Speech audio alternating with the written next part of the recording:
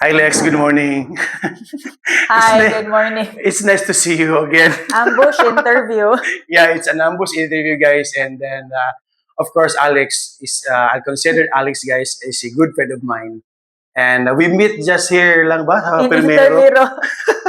primero lang. Because So we're always here. yeah, welcome. My blog actually, Lex, is named. It's called Let's Talk with Jonas, and Okay. So you have a vlog na gudi ay, on YouTube. yeah, I started vlogging lang just last week. Oh, last week. Just last week lang. Okay. Just last week lang. And then, when you say yes to you to be recorded, okay, automatic, nakapalit naman ng mga Ready vlogging. kayo ang tripod o ang Lagi. mic. Lex, kumusta ang real estate nato karon? Real estate, despite what's been happening, so far Q1 has been really good. Ang Q1. But we've been seeing like the effects yun of the war and the political issues Yeah, and then, on here sa real estate industry, because some of my clients who are expats, they've been wanting to buy and then suddenly they decide to hold off na later na lang once okay na ang war. yeah, Or some of my OFW clients, even though they've already indicated nga, okay, this is the property that I want to invest in, suddenly they want to hold off. yeah, So there's been an effect. But still, God has been good. yeah. Okay, gihapon ang Q1 by Yeah. God's grace. Lagi. Kumusta man ang atong mga, like, di ba, kay registered broker man ka. So you have at least 20 of agent under 20 you? agents, 20. yes. But ang TWR karon pila naman mo ka agent? We have around 30 agents. Uy, 30 wapo. plus agents. Very yes. productive in recruiting, ha? We haven't recruited that much actually, but we will start recruiting this quarter. Ah, okay. So last year, we really decided to put recruitment, like not really on hold, but not focus on it that much because we wanted to focus on sales for last year. So that was our target. Yeah. And then in Q1, we had like one recruitment event and that was it. But in Q2, we plan to recruit more frequently na. Q1, Q2 is quarter, Yeah. first quarter, second Quarter quarter, one yeah, of for the benefits of our 2026, viewers. yeah, and quarter two. So now we're going into quarter two. We have a sales kickoff tomorrow. Mm-hmm. So you're free to join. Yeah, I will. You're free to join. Yeah, You want please. to? Please count me in. I'll be there. Okay. That's 9 o'clock tomorrow, right? Yeah, Let me 9 tell you. o'clock. Okay. I'll be there, Lex. But anyway, I do not know if this is appropriate of asking you this question, Lex, ba, regarding bitaw sa kana bitawng mga agent bitawng grabe ka harsh karon. No, ang What mga do you agent mean? na ay mga agent na kana bitawng nagka-problema silang mga listing. Mm. So nagka-problema sila mga listing, nag-away diri, nag-away dito, and to think that these people are not actually registered. Okay. How does the industry of real estate take actions to that kind of agent kunuhay? For the non-registered agents. Yeah. So for us, a realty, since our vision is 1,000 elite agents by 2026, how we... 1,000 elite agents? Yeah, I mean by 2030. Sorry, today's 2026. This year is 2026. It's by 2030. So that's our goal. Wow. That's our vision. 1,000 Gra- elite agents. Wow, I love that vision, Lex. Yeah, to set I the hope- bar. So not just any agent, but elite agents. Now we want to set the bar higher Mhm. because when we started in the industry over 10 years ago, ang pagtanaw sa mga tao sa agent is not that good, di ba? Yeah. Ang impression sa... Mga kwarta-kwarta ako Oh, lang, something. It's like, ubos pa ilang pagtanaw sa agent. It's not a real career. Yeah. It's like just a side hustle or a part-time job. But Yeah. that's really not true. If you really make it a career, Yeah. then you can be very rewarded. Yeah, So, dapat unta walaon na sa mga buyer nga mga mindset nga inana. So or sa not only the buyer but the other people also are actually thinking that way kay.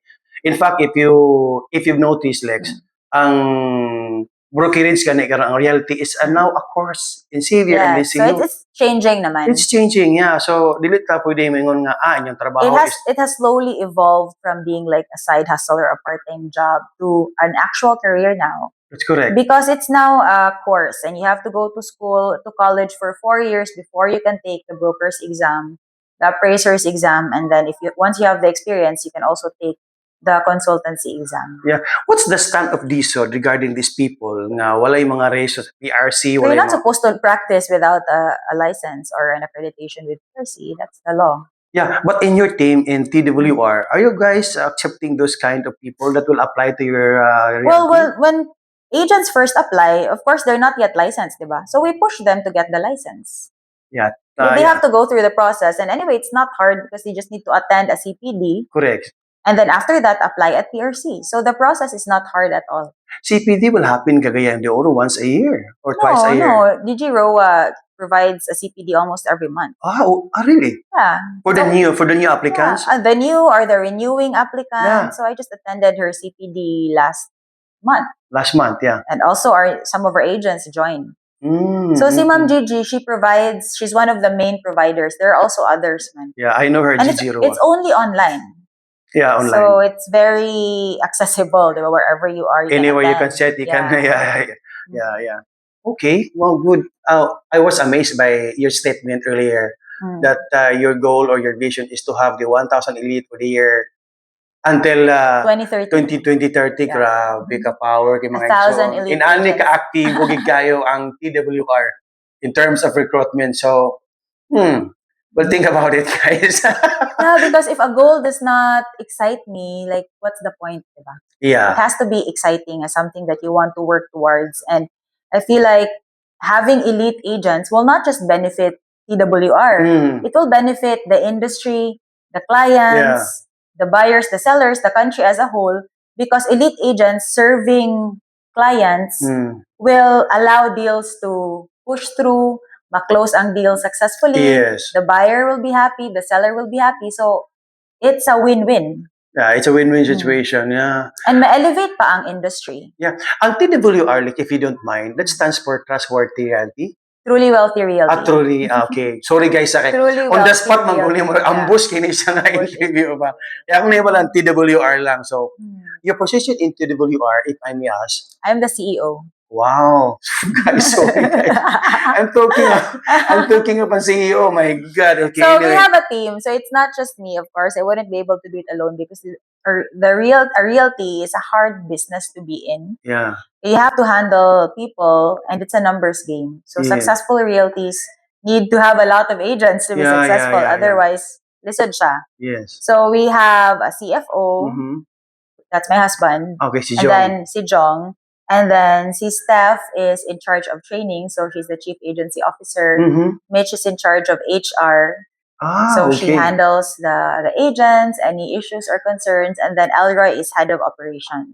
Okay. So meaning to say, you're actually speaking of those people, and you mentioned about the CEO. So it's a corporation. Yeah, it's a corporation. Wow. Dugay na siya corp ever since we started. We just When was put the up last a time you corporation. started pala? Dugay na 2012. Ooh. Yeah, so Grabe po. TWR has been here for So now you have 13 years, 14 years. all right. So now you have actually 30 agent. Yeah, Of around course, 30 handling people agents. is difficult. So Yeah, how did it's you very guys difficult. actually It's very difficult. how do you handle these kinds of different people? Simply different people, different attitude, different understanding. Yeah, we actually just started building the agency last year. So even if dugay na among realty, we were focused on our own sales. So last year lang mi nag-start og agency building.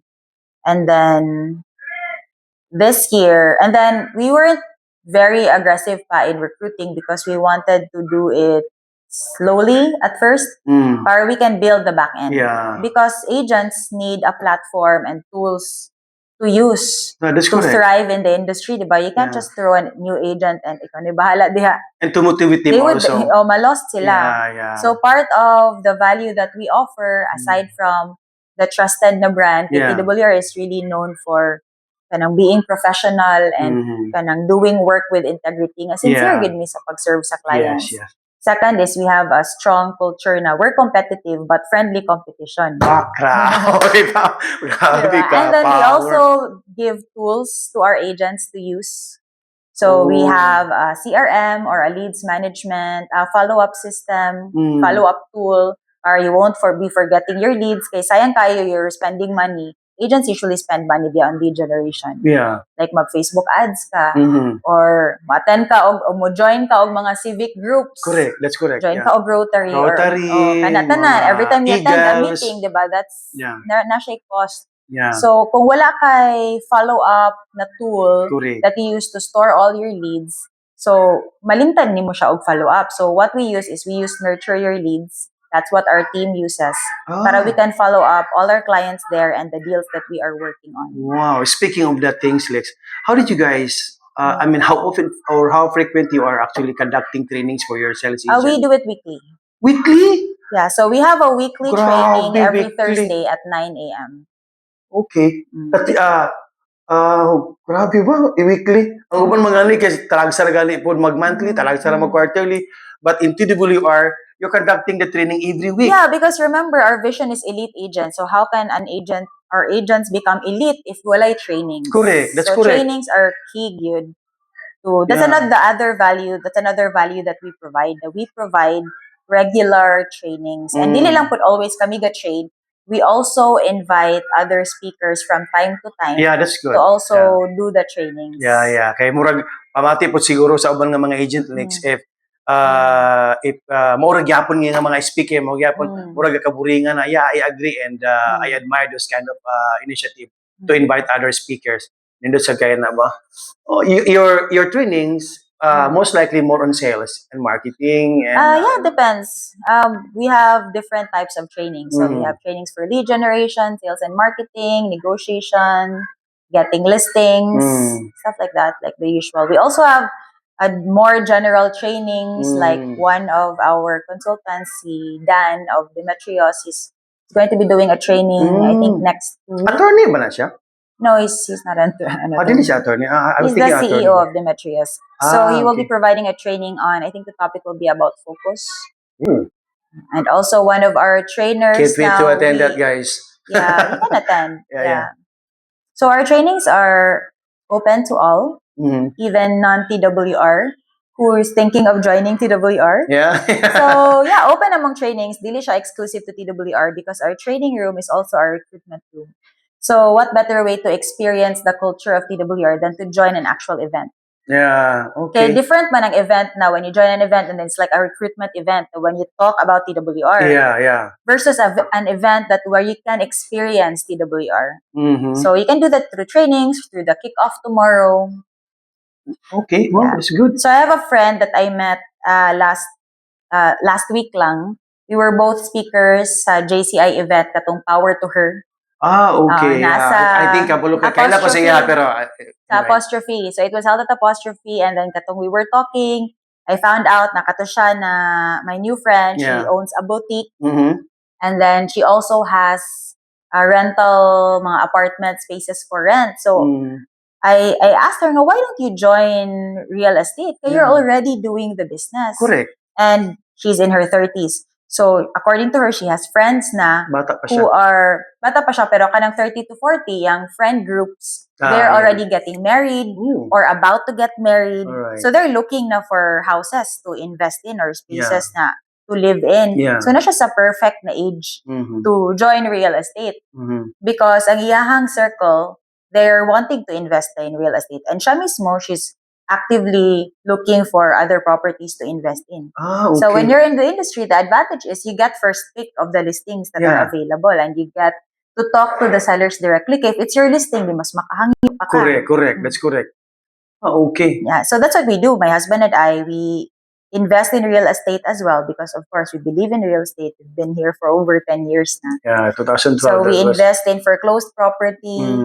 We Mm. invest in pre-selling if it's a good deal. Okay siya ang pricing. Then we also do pre-selling.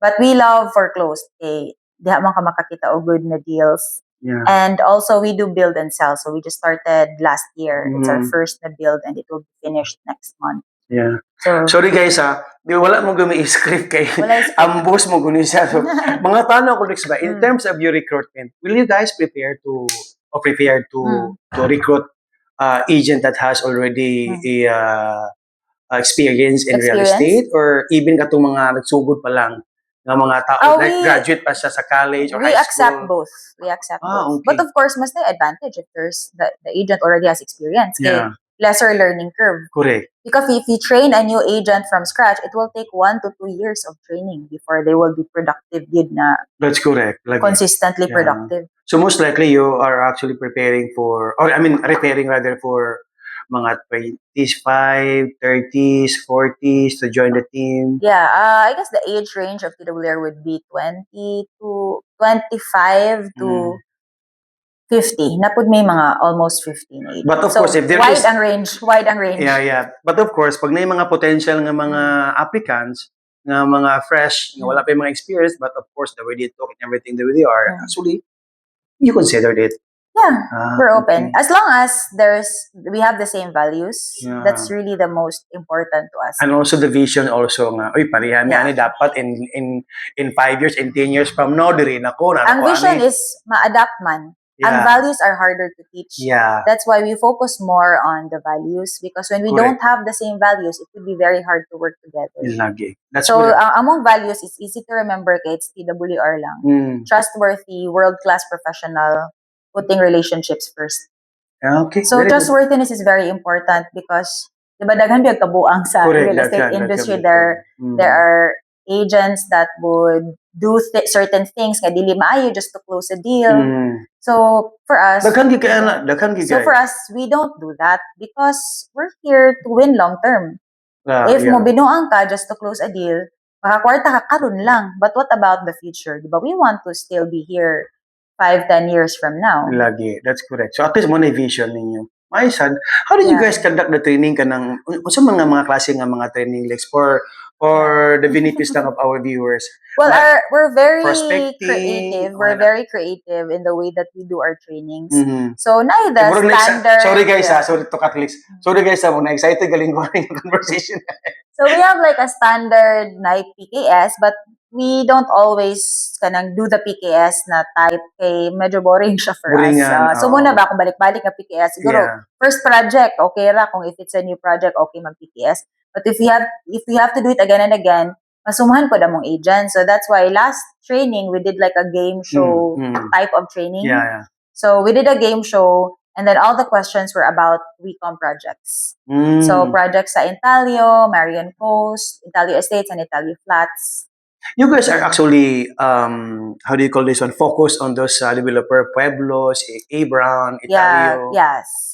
Currently, we're focusing on WeCom. And Okay. then, Abram Mansad, but Abram doesn't have a lot of projects right now. Yeah, but I heard from We like Abram. But I heard from a reliable source that you're actually productive in Abram. In fact, naka-award ako no ka how to. Congratulations. Top, I don't know, 6 or something. Top 6 man siguro ko last year. Okay, that's good. At least ba no? Grabe no. Problem solving in TWR. How do you guys make it okay?